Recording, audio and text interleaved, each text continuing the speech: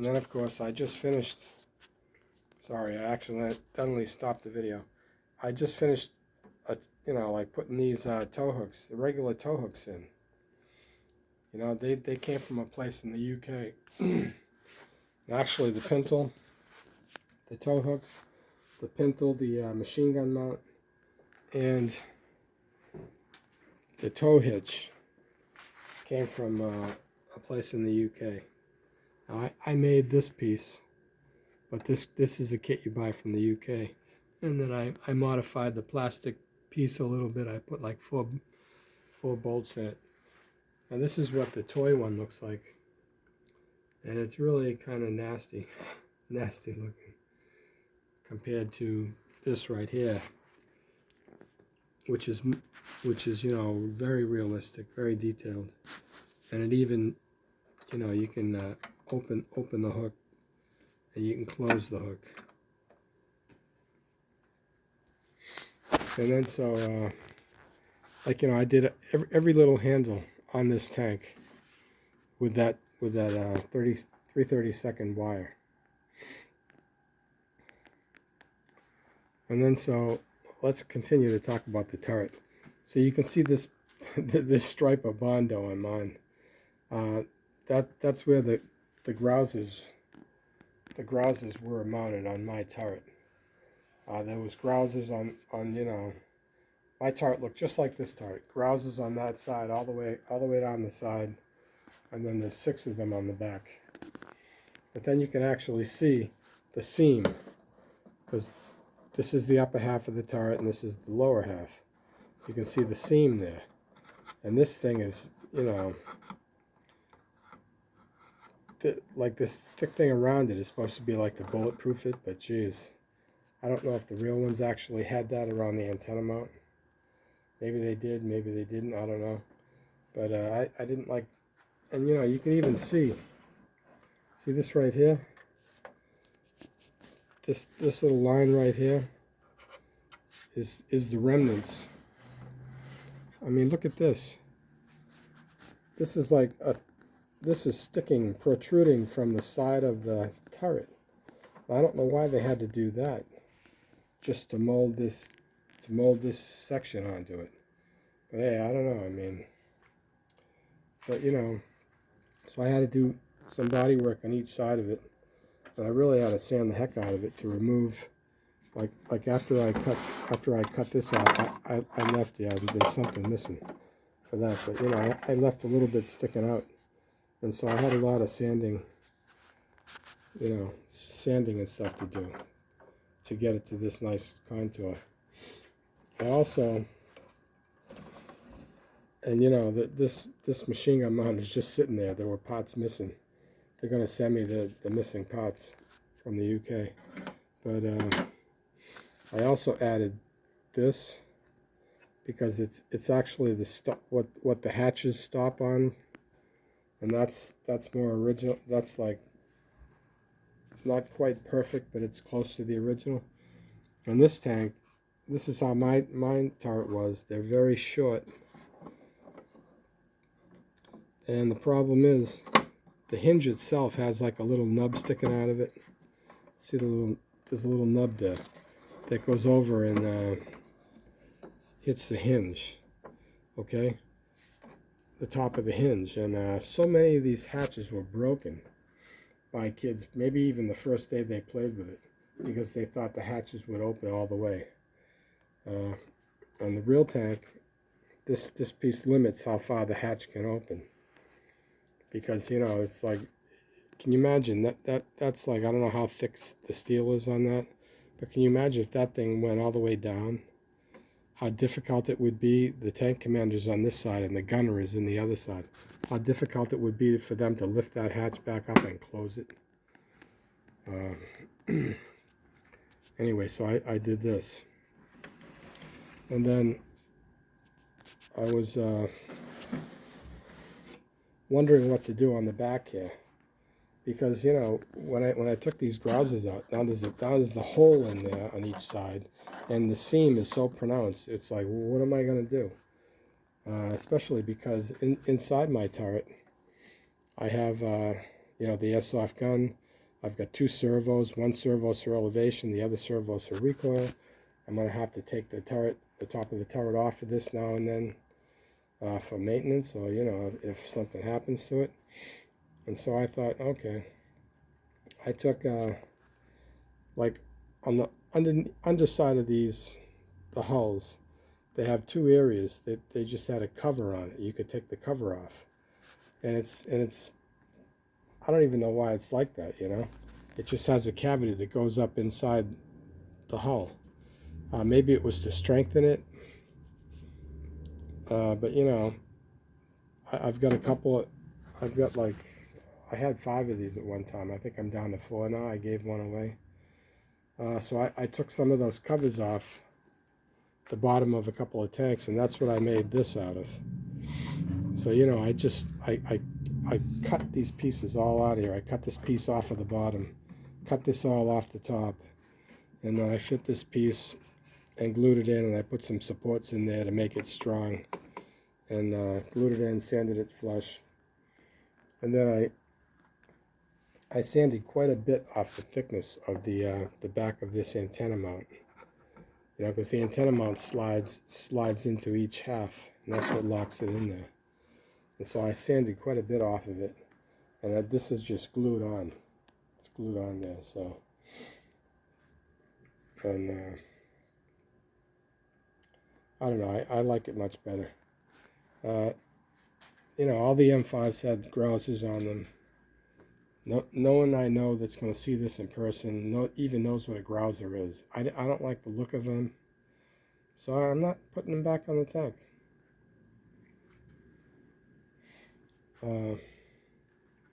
Then all of these things to hold the Pioneer tools on are really grossly out of scale. A lot of these, for a lot of the tools, there's just like maybe like 1 or 2 of these, and then there's all these like these things here that you can run a strap around to strap equipment down. Those things are all over the place, and they just put a strap on it to hold these in. Well, these they're just like you squeeze them in there, they're like a tight fit, and I didn't like the look of that. And then so a lot of the M5s had this compartment on the back. I don't know what they put in those compartments, and most of them, they have like it's almost like it's like a fence almost, like the wire fence, like the diamond shaped fence. It's almost like that metal is on here. Maybe they had like camouflage nets or something. I don't know. And they put them in there, and they were vented. These big like fence pieces almost. That's what they look like. And so I thought, I'll make one of these boxes. And you can see it's made out of plywood, and it's the basic shape. Now I didn't have a blueprint, so it might not stick out as far as the real ones. And the real ones, it's almost like they had a section here. So maybe that whole section could open up. I don't know, but it did have a little bit like the top of this was they're shaped like that. And so I figured, here's another piece of that plastic, one of those bottom covers that I used. And so I've got 3 hinges on it, so I can hinge it up. And I glued these on here to strengthen my glue joint, So I got 3 hinges. I'm still not finished with this. I'm gonna trim the bolts off, but these are actually 080, or you could call them 80. So the bottom half of the hinge is actually screwed onto the compartment. It's these screws are threaded into the wood, and they're pretty strong, but I still have to chop them off. I actually have 080 nuts. I think I'm going to put nuts on, and and then I'll chop them off. But the hinges were for like a dollhouse, like door hinges for a dollhouse, But I mean, I got my Pioneer tools in here. And actually, this is like a full set of these Pioneer tools. And most of these tanks, they sell them on eBay without any of the tools, and then they sell the tools separate. It's crazy how much you would pay for these, even this plastic set. The place from the UK has a set made out of white metal, and they're about 3 times the money. It's crazy. I don't even care if you can see them on my tank. So, I mean, you can see all these. I chopped them all off. I filled them in with Bondo. I actually glued this piece right on and sanded the heck out of it because it sticks out from the edge. It sticks out from the back edge. That's not real. And you know, you can see the Bondo filling up the crack around it. And I cut all the things off the bottom, and I sanded this so it was nice and smooth. I did so much sanding on this tank, it's crazy. But I like the look of this box. When I paint it, you know, I'm gonna paint this with sandable primer first, and hopefully it's gonna hide the wood. If not, I can sand it a little. I can put another coat. The main thing is just to hide the wood grain. I don't, you know, if I made it out of plastic, it wouldn't be as strong as it is. So I mean, I'm happy with it. And then like the fender skirts, right? They I'm gonna pause this. Okay, so this material here isn't even supposed to be here. The original tank never had that. Maybe they did. They had just a sheet metal piece there, but this piece over here is here because the suspension on the idler wheel is not real. It doesn't work like the original one, and it's got some really a goofy spring, and the axle comes out of here to hold those wheels on there. You know, and so you can see on mine that I cut that off. I chopped this off right here, so it's more realistic. You know, you can see the toe. You can see the toe hook much better. And up here, the real ones have like some kind of a vent for like the exhaust, and they even have like some vents on the bottom. You know, and it takes up this space here. You know, there's some vents on that with like this wire mesh on it. And so, I don't know, I've just tried to take this from the toy zone into the remote, you know, like toy remote control into like an adult toy, you know? And so, there's this huge gap in here that I filled in. And you don't see that. You don't see that with the fender skirts. And then like with the axle for the drive axle, there was a slot, a big slot coming right down the side, and so this gap is like a ½ inch wide, you know, and it goes all the way down to the front here. It's kind of hard to see it with the sprockets and the track on, but you know, I've done a lot to this. The sprockets even, I reinforced the sprockets. Oh, where did I put the sprockets?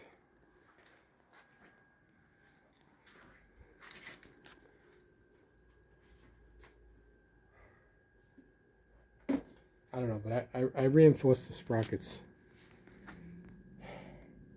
because they have, oh, there. Sorry.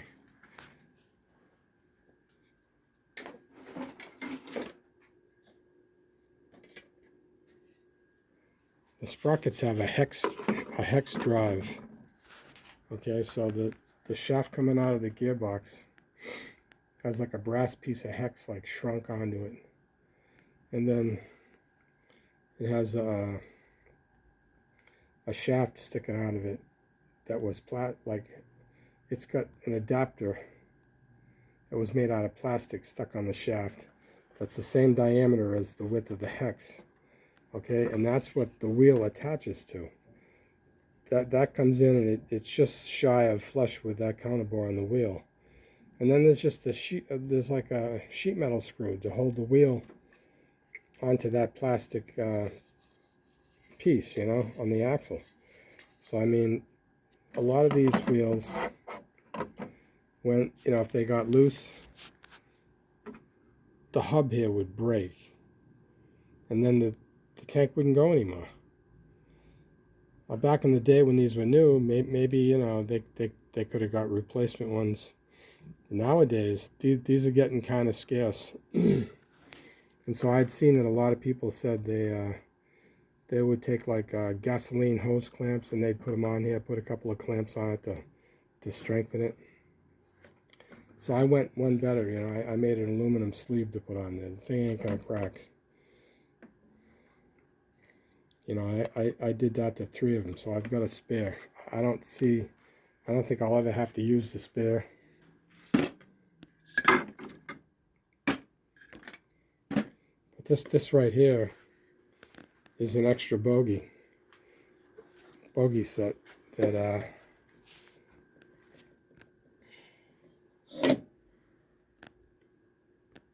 focus. There's ball bearings in the wheels, because the wheels were plastic, riding on plastic axles. They caused a lot of drag, they caused a lot of squeaking noise, and the arms on the side of this, these plastic arms, they're kind of bent, you know, they're like warped, and they actually squeeze the wheel. So even though I got bearings in there, you can't, you don't notice it. I put all bearings in mine. And the back, the idler has a copper bushing. Why copper? It's what I had on hand. Some people just use an aluminum bushing. I could have made aluminum ones, but copper was really easy to do. But anyway, I really like the look without the fender skirts. And, you know, I'm pretty much, you know, finished with the things I'm going to modify on this. So, you know, yeah, painting isn't too far away, but like this pieces missing from the machine gun mount, so that's not even glued to get, you know, that's not even finished. That thing, if I touched it, it would fall apart. Well, let me show you one more difference, right, between the toy, the push toy, and the remote control toy. Now, this is the only G.I. Joe that I own.